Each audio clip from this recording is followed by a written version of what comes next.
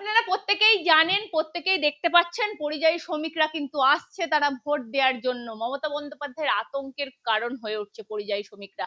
কারণ কেন, তারা দূর দূর থেকে আসছেন, সে হিন্দু হোক বা সে মুসলিম হোক, সবাই বলছেন দিদি আপনার জন্য এই রাজ্যে আসছি, কার্যত আপনার গদি উল্টাতে আসছি, এরকমই হুঙ্কার দিচ্ছেন পরিযায়ী শ্রমিকরা। আপনারা দেখেছেন। আমার সঙ্গে রয়েছেন যিনি পরিযায়ী শ্রমিকের নেতা, কারণ কেন তিনি বারবার আমাদের পশ্চিমবঙ্গে পরিযায়ী শ্রমিকদের এই দুরবস্থা তুলে ধরেছেন।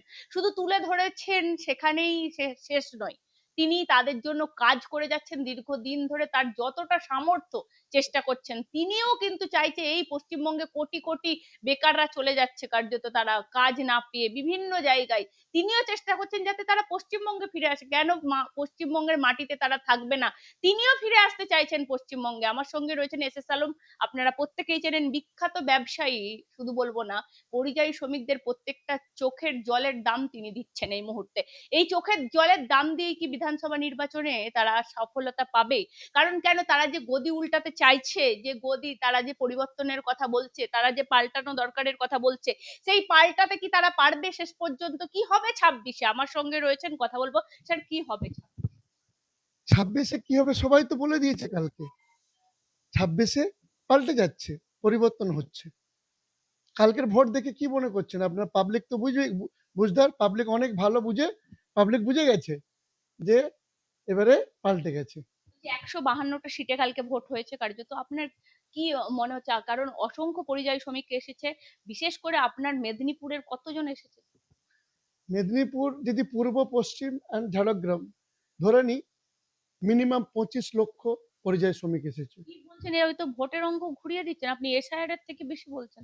দেখুন, দাসপুর, ঘাটাল এবং চন্দ্রকোনা, এই তিনটে বিধানসভা এলাকায় প্রত্যেকটা পরিবারের ডাইরেক্ট ইনডাইরেক্ট একজন ভিন্ন রাজ্যে থাকে। সেখানে যদি 90% পোলিং হয়, তাহলে ভাবুন যে কি অবস্থা।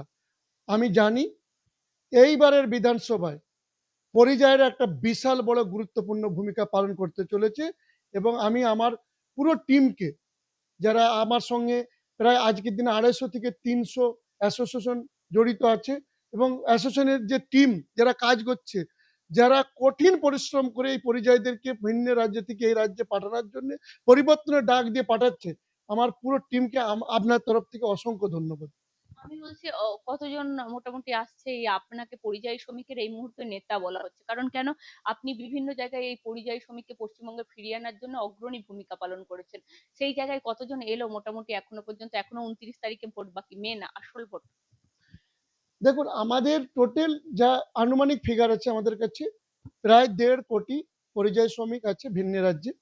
তার মধ্যে জুয়েলারি ইন্ডাস্ট্রিতে আছে প্রায় 40 থেকে 50 লক্ষ, রিয়েল এস্টেট, কনস্ট্রাকশন, ফার্নিচার, এসব নিয়ে এই ইন্ডাস্ট্রিতে প্রায় 25 থেকে 30 লক্ষ, আইটি বিপিওতে আছে প্রায় 20 থেকে 25 লক্ষ, এছাড়া গার্মেন্ট ইন্ডাস্ট্রিতে আছে, এছাড়া আরো নানান ইন্ডাস্ট্রিতে আছে, ট্যুরিজম অ্যান্ড হোটেল ইন্ডাস্ট্রিতে আছে। তো আমাদের যা মনে হচ্ছে, প্রায় 50% পরিযায় ভিন্ন রাজ্য থেকে এ রাজ্যে আসবে পরিবর্তনের ডাকেতে। আচ্ছা, একটা জিনিস আমি দেখতে পাচ্ছি, পরিযায়ী শ্রমিকরা ভিডিও করছে, বলছে দিদি আমরা ফিরে আসছি। বলছে তারা ফিরে আসছে ঠিকই, তারা বুথ পর্যন্ত পৌঁছাচ্ছে তো, ভোটটা দিচ্ছে তো? তারা ভোট দেওয়ার জন্যই তো আসছে, এবং 100% ভোট দিচ্ছে। তবে এটা মনে রাখবেন, যারা আসছে তারা ভোট দিচ্ছে সরকারকে পাল্টানো, তা নয়। অ্যাকচুয়ালি যারা আসছে না তারাও কিন্তু ভিন্ন রাজ্যে থেকে তাদের পরিস্থিতি, সেখানের সরকার কিভাবে চলছে, সেখানের কি উন্নয়ন, সেটা এই রাজ্যে তাদের যে পরিবাররা বসে আছে তাদেরকে বলে তাদের ভোটটাও কিন্তু পার্টির বিপক্ষে যাচ্ছে, রুলিং পার্টির বিপক্ষে দেওয়ার জন্য মানে তারা শাসক দলের বিপক্ষে তারা বলছে। তৈরি করছে। এবং সে পরিস্থিতি আমি কালকে, আমি আমার গ্রামে ভোট দিতে গিয়েছিলাম, আমি অবাক হয়ে গেলাম। একটা লোক পেলাম না যে বলল টিএমসির গুণগান গাইলো, একটা লোক পেলাম না। দাসপুর থানা, যেখানে এরকম আমরা ভাবতে পারিনি যে এরকম ঘটনা ঘটতে পারে, যেখানে তৃণমূলের কথা বলার লোক নেই। তার মানে আপনাকে বুঝতে হবে যে এবারের পরিবর্তনের মূল কাণ্ডারি হবে পরিযায়ীরা। কিন্তু আপনি যে দাসপুরের কথা বলছেন সেখানে তো শাসক দল ক্ষমতায়, তো সেখানে বিধায়িকা তো শাসক দলের, তাহলে সেখানেও পরিবর্তন হচ্ছে বলছে। 100%।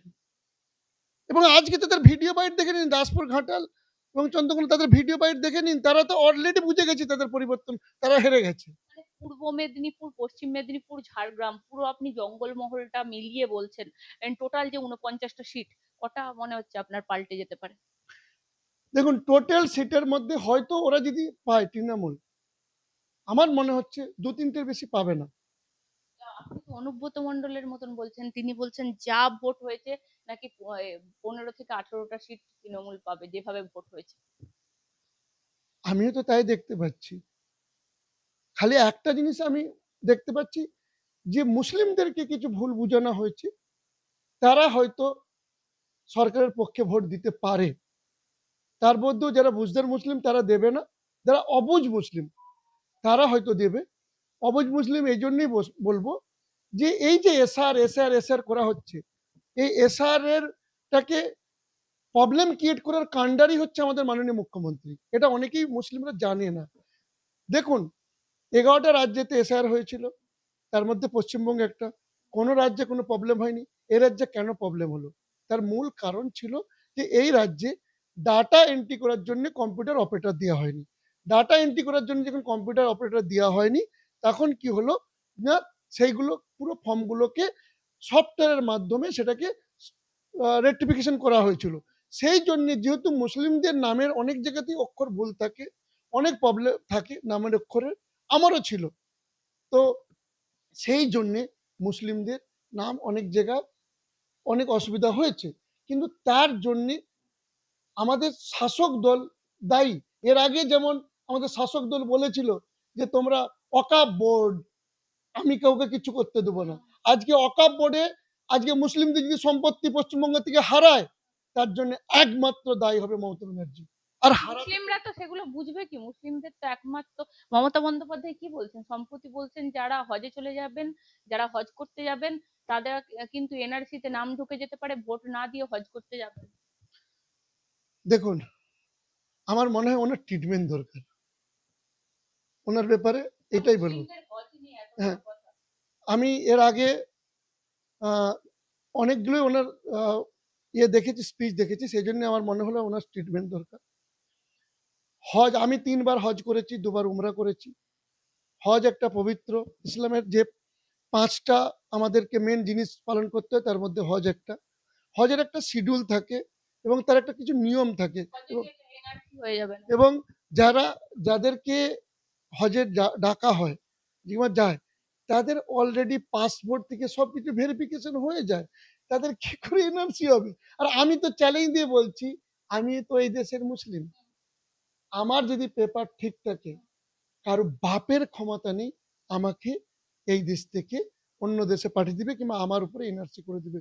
এই যে আমরা দেখছি অনেক দিন ধরে এই পশ্চিমবঙ্গে জুজু দেখানা, রুলিং পার্টি মুসলিমদেরকে জুজু দেখিয়ে ভোটটা নিয়ে নিবে, নিয়ে আমাদেরকে তেজপাতার মতন ইউজ করবে, করে মারবে মুসলিম, মরবে মুসলিম, তারপরে দখল, শাসন করবে ওরা। এইটাই তো চলছে। আমি আরেকটা জিনিস জিজ্ঞাসা করবো, এই যে পরিযায়ী শ্রমিকদেরকে আনছেন আর ফিরিয়ে নিয়ে যাবেন না, মুখ্যমন্ত্রী বলছেন কি আছে, এখানে থাকুন, এখানে স্বাস্থ্যসাথী আছে, সমসাথী আছে, সমস্ত কিছু আছে, এখানে একটা চায়ের দোকান করে নিন। চায়ের দোকান, ওনার ওনার ট্রিটমেন্ট দরকার আছে। চায়ের দোকান করে নিতে বলছেন। ওনার ট্রিটমেন্ট দরকার আছে, উনি জানে না বাস্তবটা। যারা পরিযায়ী ভিন্ন রাজ্যে থাকে, তারা লেবার ক্লাসের এভারেজ ইনকাম হচ্ছে 25 থেকে 50 হাজার টাকা পার মান্থ। আর যারা একটু উপর ক্লাসে কাজ করে, তাদের মান্থলি ইনকাম হচ্ছে 50 হাজার থেকে 2 লাখ টাকা অবধি। এই রাজ্যে যদি ওই সেম কাজটাই করে, তার যে 50 হাজার টাকা পাচ্ছে, কিন্তু 10 থেকে 15 হাজার টাকা পাবে না। আর এখানে কাজ করতে গেলে তো কাটমানি দিতে হবে, ঘুষ দিতে হবে, তারপরেও গ্যারান্টি নেই যে কাজ পাবে। বিশেষ করে মুসলিমরা, মুসলিমরা তো ঘুষ দিয়েও কাজ পায় না এই রাজ্যে। তারপরেও কেন মুসলিমরা এত বোকা আমি বুঝতে পারি না, যে এনারা এখনো তৃণমূলকে ভোট দিতে চাইছে। আচ্ছা, এই যে চায়ের দোকানের পরামর্শ, এই যে ঘুগনি করে নিন, চায়ের দোকান করে নিন, এই যে এই পরামর্শগুলো তো ওনার পরিবারের লোকও পেতে পারে নাকি এই পরামর্শ? আমার মনে হয় উনি যদি ওনার পরিবারকে যদি পরামর্শ দিতেন, বিশেষ করে ওনার আদরের ভাইপোকে যদি পরামর্শটা দিতেন তাহলে ভালো হতো। আরেকটা বিষয় হচ্ছে মমতা বন্দ্যোপাধ্যায় এই যে বলছে পরিযায়ী শ্রমিকদেরকে 5,000 টাকা করে দেবে বলেছিল না, কতজন পেয়েছে? আপনার কাছে কি ইনফরমেশন আছে? দেখুন, আমাদের কাছে তো যেটা ইনফরমেশন আছে 40 থেকে 50 লক্ষ স্বর্ণশিল্পী আমাদের ভিন্ন রাজ্যে আছে। তার মধ্যে আমরা চ্যালেঞ্জ করছি যে আমাদেরকে আমাদেরকে 50টা নাম দিক মুখ্যমন্ত্রী, যারা প্রকৃত স্বর্ণশিল্পী, যারা প্রকৃত ভিন্ন রাজ্যে ছিল, দীর্ঘকাল ভিন্ন রাজ্যে স্বর্ণশিল্পীর সঙ্গে কাজ যুক্ত ছিল, কাজ করেছে। এরকম 50টা নাম দিক যে যারা ওনার এই 5,000 টাকা পেয়েছে। আমরাও এটা দেখে আমরা খুশি হতে চাই যে উনি সত্যি আমাদের স্বর্ণশিল্পীদের জন্য 5,000 কিছু না দেননি, কমসে কম 5,000 টাকা তো দিয়েছে। আমি বলছি এই যে এসে সালমের সাথে কথা বলছি, ইনি শুধু প্রতিবাদ করার জন্য সরকারের তরফ থেকে কম কিছু হেনস্থার শিকার হয়নি। আপনারা প্রত্যেকে হয়তো জানেন না, অনেক মানে এই সরকারের দ্বারা উনি অত্যাচারিত। কার্যত ওনার নামকে কলঙ্কিত করার জন্য কি কি করা হয়েছে সেটা অনেকেই হয়তো জানেন না, বা কেউ কম বেশি জানেন। বলছি এই যে অত্যাচার, এইগুলোর জবাব কি এই চৌঠা মেয়ে হয়ে যাবে? দেখুন, আমি ক্ষুদিরাম বসুর যেখানে জন্ম সেখানে আমার জন্ম। ঈশ্বরচন্দ্র বিদ্যাসাগর যেখানে জন্ম সেখানে আমার জন্ম। তো আমার মাটিতে, আমার জলেতে একটা ফ্রিডম ফাইটিং এর একটা বাতাবরণ আছে। আমার মনে হচ্ছে যে বাংলা স্বাধীন হয়েছিল 1947 সালে। তখন একটা স্বাধীনতার লড়াই বাংলা লড়েছিল। 2026-এ এটা দ্বিতীয় স্বাধীনতার লড়াই। এই লড়াই আমাদেরকে লড়ে বাংলাকে আর একবার স্বাধীন করতে হবে।